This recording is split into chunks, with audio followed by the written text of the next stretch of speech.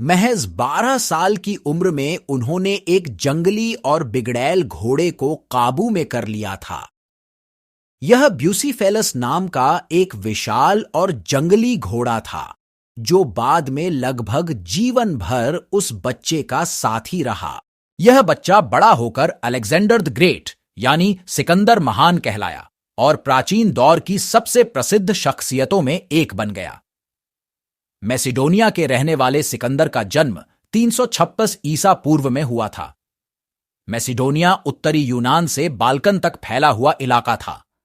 उनके पिता की उनके ही एक सुरक्षा गार्ड ने हत्या कर दी थी, जिसके बाद एक नए राजा के बनने का संघर्ष शुरू हुआ। इस संघर्ष में उन्होंने अपने सभी विरोधियों का सफाया कर दिया और 20 साल की उम्र में राजा बन गए। इसके बाद सिकंदर ने 12 वर्षों तक शासन किया। उन्होंने अपने सैनिकों के साथ 12,000 मील की विजय यात्रा की। सिकंदर से पहले मैसिडोनिया केवल एक भौगोलिक क्षेत्र का नाम था, लेकिन यह क्षेत्र मजबूती से जुड़ा हुआ साम्राज्य नहीं थे। हालांकि सिकंदर के पिता फिलिप द्वितीय ने इस क्षेत्र को एक संयुक्त राज्य की शक्ल दी थी।